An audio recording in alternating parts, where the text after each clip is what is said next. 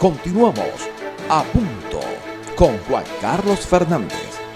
Continuamos con José Luis Farías. Estamos hablando del gobierno interino, de lo que está sucediendo en estos días, de lo que va a pasar el 5 de enero, pero también todo esto se mezcla con la realidad de los venezolanos. Ayer veía una ponencia que hizo Asdrúbal Oliveros en San Juan de los Morros, en el estado Guárico, y daba para todo. Pero lo primero que decía Asdrúbal es: olvídense de la Cuarta República, olvídense de la economía que teníamos, olvídense de todo esto y pónganse los pies en la tierra y vean lo que tenemos, y con lo que tenemos avancemos, porque no podemos ser viudos de la Cuarta República. Hablemos de política a raíz de esto que dijo Asdrúbal Oliveros. Hay en política mucha viudez de la Cuarta República que le cuesta proponer cosas distintas. Y me refiero también a los métodos de lucha utilizados, José Luis, desde el 2001 para acá, que nos han llevado siempre al mismo sitio porque han sido métodos equivocados. Coméntanos. Los métodos han sido equivocados desde un primer momento, como en efecto lo has señalado tú.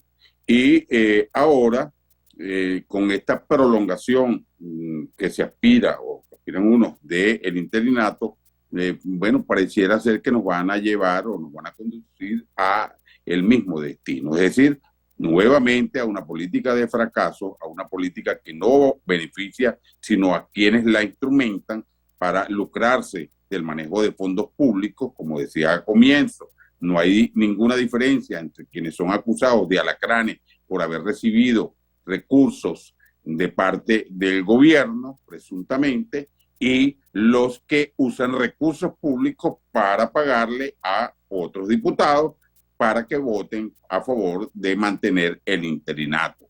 Todo esto es un cuadro bastante angustiante para el país.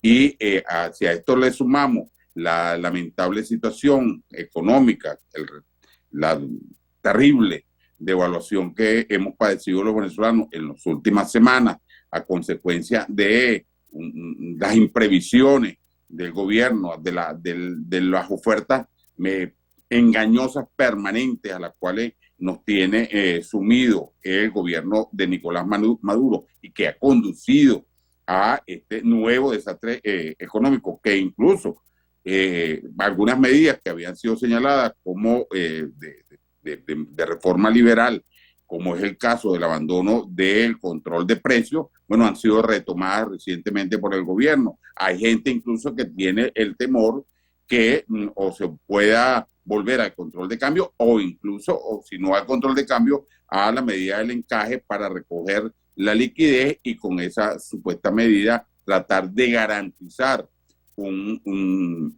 digamos, el nivel del dólar en el país. Pero lo cierto es que de todas esas medidas hay unos avispados que siempre se están lucrando a consecuencia del uso de la información y de las conexiones vía enchufes de distintos tipos y favorecerse con los manejos financieros que se vienen sucediendo en el país. Bueno, esta situación es la que tenemos, ¿verdad? Lo que dice Asdrúbal Oliveros es completamente cierto. Hay que avanzar con lo que se tiene.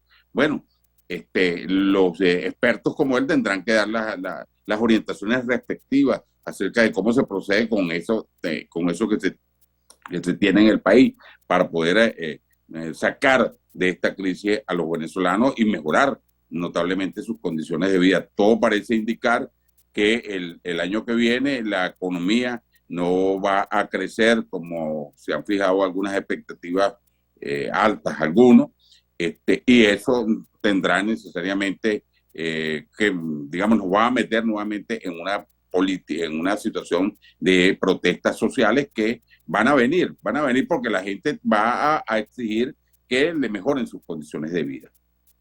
Claro, al gobierno de Maduro, esta mañana me tocó ir a echar gasolina en las interminables colas que reaparecieron acá en la ciudad de Maracaibo, y en la estación de servicio donde pude colocar gasolina recibió 2 gandolas el día de hoy. O sea, noté como que había mucha presión por parte del gobierno, de PDVSA, de los militares, que llegara mucha gasolina para bajar una presión que está asociada ahora al dólar alto, también una escasez de gasolina, que en todo el centro del país no se consigue gasolina en las estaciones de servicio. Me decía un familiar que llegó ayer de Valencia a Maracaibo que colocó gasolina en Yaracuy, y de ahí para adelante no vio, ni después cuando entró a Lara, ni cuando entró al Zulia, no vio estaciones de servicio con gasolina. Mira, voy a leer de nuestros amigos que están acá en las redes. Juan Guaidó no le cuadran los votos para que continúe el gobierno interino. Hace ofrecimientos a integrantes de los delegados para que voten a su favor.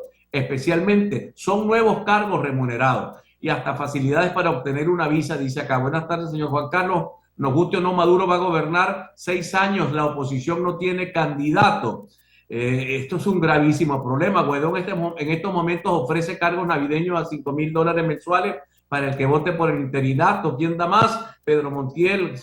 Guaidó llegó solo ni sale solo. No provoquen división porque perderemos, dice Pedro desde Kissimmee, en el estado de la Florida.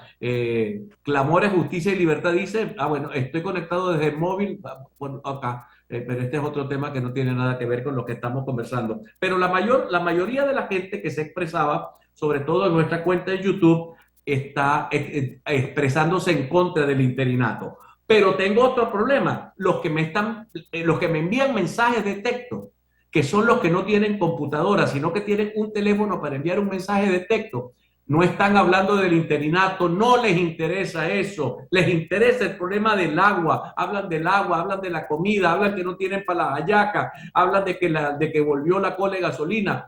Dios, hermano, volvemos al tema, desconexión o no desconexión con este tema. Esa es la gravedad por la cual está atravesando el país, la tragedia de un liderazgo que no tiene ningún tipo de conexión con el sufrimiento, con el padecimiento de la población. Esa situación es lo que los mantiene aislados. Esa es la situación que aleja cada día más en la posibilidad de un cambio político en Venezuela, porque todos están interesados en mantener sus prebendas, en seguir disfrutando de los beneficios que hoy le proporcionan el manejo de los activos de Venezuela en el exterior. Y eso es una situación que la revelaron todas las personas que tú mencionaste allí, que se comunicaron contigo a través de las redes sociales. Y hubo una sí que me llamó la atención, que creo que era desde el estado de Florida en Estados Unidos, que decía, bueno, que hay que tener cuidado de no dividir. Bueno, pero es que si, lo decía Capriles antier, ¿cuál es el resultado, el balance del interinato en casi 5 años de gobierno? Bueno, en primer lugar, un manejo de unos activos en unos términos donde la corrupción ha cambiado, tal y como se ha denunciado casi desde el primer momento. El manejo oscuro, tenebroso de los fondos que fueron destinados o que deberían haber sido destinados para la ayuda humanitaria, ¿no? Y además de esa situación, digamos, de corrupción en la que se encuentra, bueno, la oposición ha quedado absolutamente dividida, fracturada. Esa división no es resultado de lo que hemos estado durante años diciendo que se están manejando, se están robando los reales manejados de los activos de Venezuela en el exterior. No, eso es resultado de los que se están robando precisamente esos dineros. Eso es resultado de los que están haciendo manejos dolosos de esos dineros. Porque todo eso sale a la luz pública por alguna vía. Siempre va a salir a la luz pública. Y los venezolanos necesitan es conocer la verdad. Que quiénes son los responsables de esos manejos que se están haciendo. Eso es lo que no se puede ocultar. Y si eso divide, bueno, que divida, pero la división en todo caso es algo inocultable, está presente. Y es resultado precisamente de ese ADN chavista que se le metió a la oposición y se corrompió tanto como se puede ver en el gobierno nacional. Esa es la situación. Aquí se mete alguien en la discusión, que es el doctor Pedro Mario Burelli, hijo del Miguel Ángel Burelli Rivas. Dice, diputados opositores del G3, ahora apareció un G3, ya no hay G4, proponen aprobar mañana un esquema inconstitucional para llenar un vacío de poder que generó la elección fraudulenta del 2008. Los sinvergüenzas creen que pueden violar la Constitución de la República Bolivariana de Venezuela y cobrar $5,000 al mes por ello. ¿Será que cobran el doble? Esto es un problema que ya tú lo mencionabas, que llega hasta el dirigente del partido político en la parroquia, que recibe dinero a través de las cuentas de IPTEN, que es un mecanismo para hacer pagos en Venezuela. Y yo siempre me he preguntado, ¿de dónde sale ese dinero para pagar dirigentes políticos a todos los niveles, desde miles de dólares a los diputados hasta cientos de dólares a los dirigentes de base? ¿Ese dinero de quién es? Donaciones internacionales. ¿Ese dinero lo aporta el gobierno norteamericano o es dinero venezolano que libera el gobierno norteamericano? No queda duda de que es un dinero que pertenece a todos los venezolanos. Son recursos que los manejan por diferentes vías. No sabemos exactamente cómo es ese procedimiento, pero lo que es cierto, todo el mundo lo sabe, es que forma parte del patrimonio del pueblo venezolano. Es la única verdad. Y eso no lo pueden ocultar, no pueden seguir. Y los dirigentes políticos y los opinadores no podemos callarnos ante una situación tan desastrosa como la que han provocado con este fulano interinato. Y que ahora pretenden mantenerlo, prolongarlo para llevarlo a 5 años. Porque es que se dijera fácil, pero cuando empieza a evaluar las cosas y dice, bueno, en 5 años, ¿qué se ha hecho? Yo recuerdo incluso que unas supuestas $200 que le iban a entregar a los médicos de este país, bueno, crearon 1000 excusas, 1000 razones para, digamos, complicar ese procedimiento. Entonces uno dice, bueno, ¿y cómo es que a los diputados sí le llegan los reales de manera facilita, de manera sencilla, pero a los médicos no le llegaban?